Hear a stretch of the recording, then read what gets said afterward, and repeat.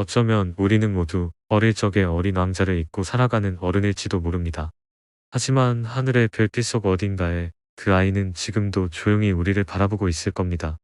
별 하나를 올려다보며 문득 미소 짓는 순간이 있다면 그건 누군가 당신의 마음속에 여전히 살아있기 때문입니다.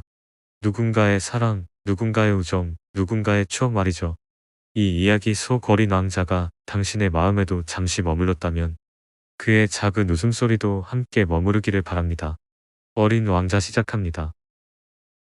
나는 6살 때 책 한 권에서 멋진 그림을 보았다.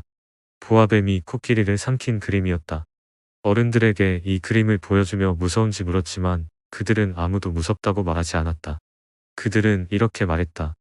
왜 모자를 무서워해? 그 순간부터 나는 어른들에게 내 생각을 말하지 않기로 했다. 그들은 항상 숫자와 사실에만 관심이 있었기 때문이다. 나는 조종사가 되었고 세계를 누비며 외롭게 살았다. 나의 진짜 마음을 알아주는 사람은 아무도 없었다. 그러던 어느 날 사하라 사막에서 비행기가 고장나며 나는 생사의 기로에 섰다. 물도 며칠치밖에 없고 고칠 수 있을지도 확신할 수 없었다. 그런 상황에서 한 소년이 내 앞에 나타났다. 양을 한 마리만 그려줘. 그는 아주 작은 몸에 금빛 머리를 가진 소년이었다. 눈빛은 깊고 맑았다. 그는 사막 한가운데에서 홀로 나타난 존재였고 무언가 신비한 분위기를 풍기고 있었다. 처음엔 장난인가 싶었지만 그의 진지함에 이끌려 나는 그림을 그려주기 시작했다. 그러나 그가 원하는 양이 아니었고 마침내 나는 상자 하나를 그려주며 말했다. 내가 원하는 양이 이 안에 있어. 소녀는 웃으며 말했다. 바로 이거야. 내가 원하던 게 바로 이거야. 그 소녀는 천천히 자기 이야기를 들려주기 시작했다. 자신은 아주 작은 별에서 왔다고 했다. 별의 이름은 비유길리. 소년이 자랐고 매일 돌보던 유일한 꽃이 있는 곳이었다. 그 별은 아주 작아서 하루에 해가 몇 번이고 뜨고 질 수 있었다. 그는 의자만 돌리면 석양을 다시 볼 수 있었기에 어느 날은 해지는 걸 44번이나 봤다고 한다. 마음이 슬플 때면 해지는 걸 보고 싶어져. 그 말이 이상하게 내 마음에 오래 남았다. 그 별에는 여러 가지 식물이 싹을 틔웠다. 그런데 문제는 바오밥 나무였다. 아주 작은 때는 무해했지만 자라면 별 전체를 뚫고 파괴할 수 있는 무서운 존재였다. 소녀는 말한다. 매일 아침 규칙적으로 뽑아야 해. 게으르면 안 돼. 그의 말은 마치 어른을 꾸짖는 선생님 같았지만 동시에 스스로를 향한 다짐 같기도 했다. 그러다 어느 날 그 별에 아주 특별한 꽃이 피어났다. 처음엔 싹이었지만 서서히 꽃봉오리가 생기고 마침내 놀랍도록 아름다운 꽃이 되었다. 소녀는 그 꽃에게 반했고 정성스럽게 물을 주고 유리덮개로 보호했다.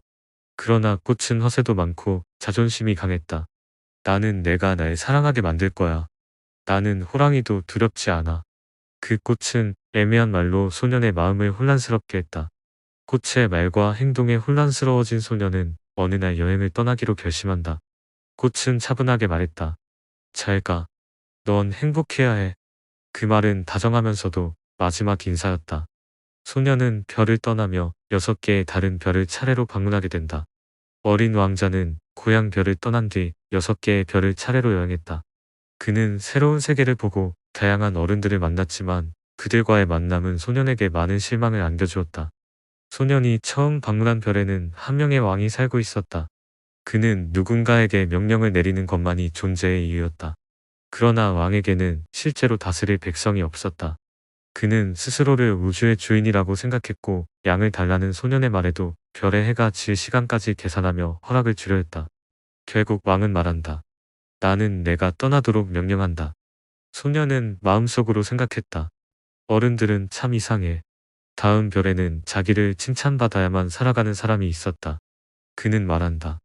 나는 이 별에서 가장 잘생기고 가장 잘 입고 가장 똑똑하고 가장 부자야.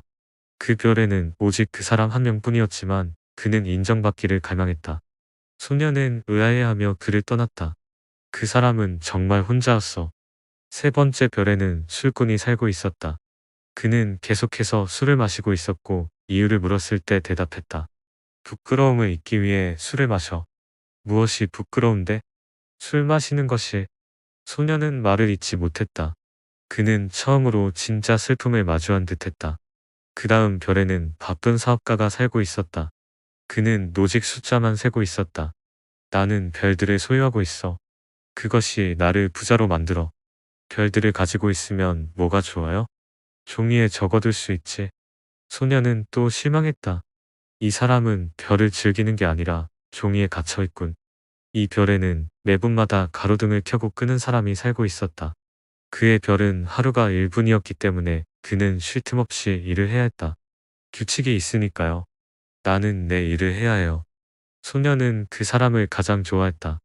그는 진심으로 누군가를 위한 일을 하고 있었기 때문이다. 하지만 너무 바빠서 자신이 왜 그런 일을 하는지도 몰랐다. 여섯 번째 별에는 지리학자가 있었다. 그는 탐험하지 않고 오직 누군가의 보고서만 기록할 뿐이었다. 꽃은 지 않아. 왜냐면 꽃은 덧없기 때문이야. 소녀는 깜짝 놀랐다. 자신이 사랑하던 장미도 덧없는 존재였다. 그 사실이 마음을 아프게 했다. 장미는 곧 사라져버릴 수도 있어. 소녀는 지리학자에게 권유받아 일곱 번째 별인 지구로 향하게 된다. 지구는 그가 전에 본 별들과는 비교할 수 없을 만큼 거대했다. 그는 처음 사막에 도착했을 때 아무도 보이지 않아 실망했다. 그때 만난 첫 번째 생명체는 뱀이었다. 뱀은 유혹하듯 속삭였다. 내가 원하는 순간 너를 본래의 세계로 돌려보낼 수 있지. 소녀는 뱀의 말이 무서우면서도 이상하게 위로가 되었다. 그는 계속 걸었다. 길고 긴 여행 끝에 산을 넘고 아무도 없는 황무지를 지나 마침내 정원이 있는 곳에 도착한다. 거기서 그는 수백 송이의 장미를 보았다. 그는 충격을 받았다. 자신이 사랑하던 장미는 우주에서 유일무이한 존재라고 믿었는데 이곳에는 똑같이 생긴 장미들이 수없이 많았다. 나는 특별한 걸 사랑한다고 생각했는데 그는 눈물을 흘리며 풀밭에 누워 울었다. 하지만 그때 한 여우가 다가왔다. 어린 왕자가 사막에서 눈물 흘리며 슬퍼하고 있을 때 한 여우가 다가왔다. 안녕, 안녕. 나랑 놀아줘. 나는 지금 길들여지지 않았거든. 여우는 말한다. 너는 아직 내게 아무 의미 없는 존재야. 나는 너를 알지 못해. 너도 나를 알지 못해. 하지만 내가 나를 길들인다면 우리는 서로에게 특별한 존재가 될 거야. 소녀는 이해하지 못했다. 길들인다는 게 뭐야? 여우는 설명한다. 길들인다는 건 관계를 만드는 거야. 나에게 내가 특별해지고 너에게 내가 특별해지는 거지. 매일 소녀는 여우 곁에 조금씩 가까이 앉아 매일 조금씩 다가가며 여우를 길들였다. 어느새 여우는 소년이 오는 시간에 맞춰 마음의 준비를 하게 되었고 햇살과 바람이 기대가 되는 삶이 되었다. 그러나 소년은 떠나야 했다. 별로 돌아가야 할 시간이 다가왔기 때문이다. 아, 넌 울게 될 거야. 그런데 왜 나를 길들였어? 내가 나를 길들여 달라고 했잖아. 여우는 슬프면서도 마지막 선물을 건넨다. 잘 들어. 정말 중요한 건 눈에 보이지 않아 마음으로 봐야 해. 그 말은 소년의 마음에 깊이 새겨졌다. 그리고 여우는 마지막으로 말했다. 너의 장미는 세상에 단 하나야. 왜냐하면 너는 그 장미를 위해 시간을 썼기 때문이야. 그 말을 들은 어린 왕자는 다시 정원의 수많은 장미들 앞에 섰다. 너희들은 내 장미만큼 소중하지 않아. 너희들은 예쁘지만 나는 너희에게 시간을 쓰지 않았어. 소녀는 마음속에서 자신의 장미가 얼마나 특별했는지를 처음으로 깊이 이해하게 된다. 시간은 흘러 어린 왕자는 조종사와 만난 날 이후로 8일째가 되었다. 사막의 태양은 점점 강해졌고 물도 거의 바닥났다. 조종사는 마침내 기계를 고치는 데 성공하지만 소녀는 말한다. 이건 정말 기쁜 일이지만 난 오늘 돌아가야 해. 내 별로. 소녀는 별로 돌아갈 방법을 찾고 있었다. 그래서 처음에 만난 뱀을 다시 찾는다.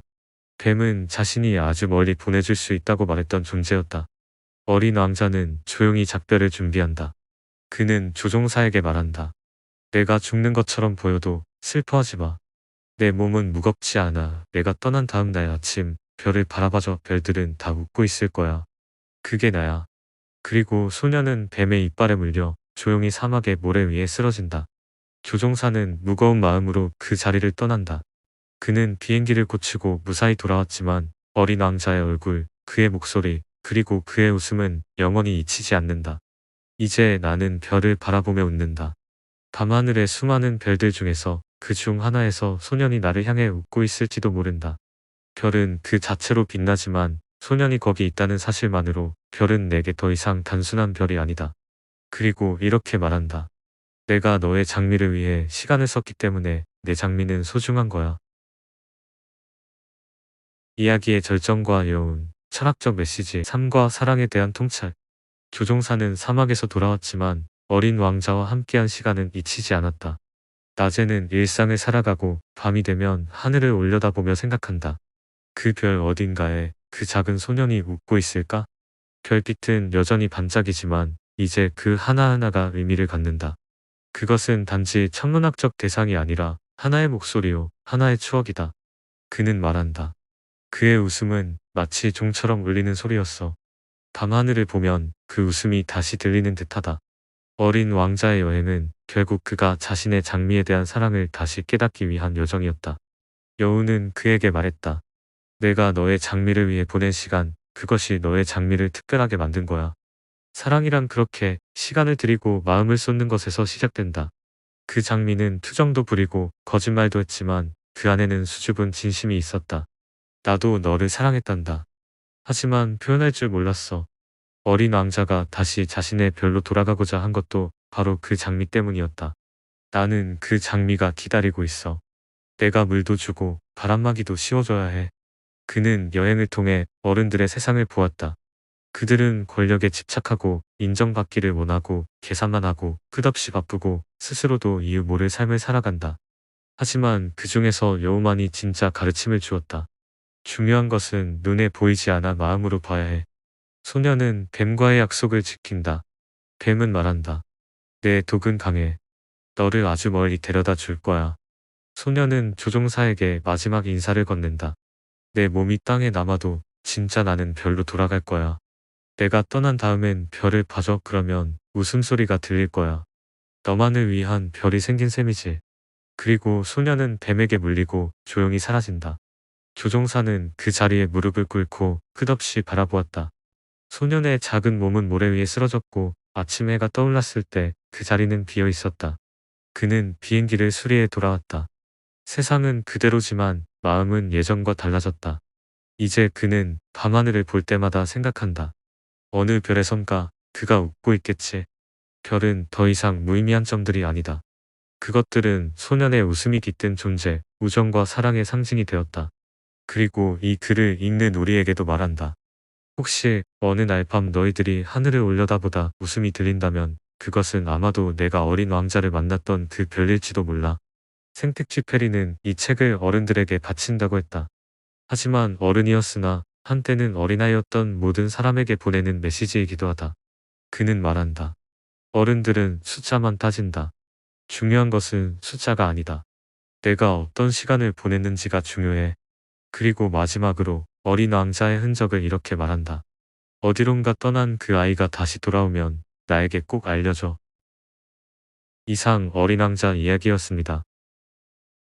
명작 이야기 채널에서는 어린 왕자처럼 독자들의 마음을 울린 작품들을 이야기 형식으로 풀어드립니다. 좋아요와 구독, 알림 설정을 통해 다음 이야기들도 함께 해주세요.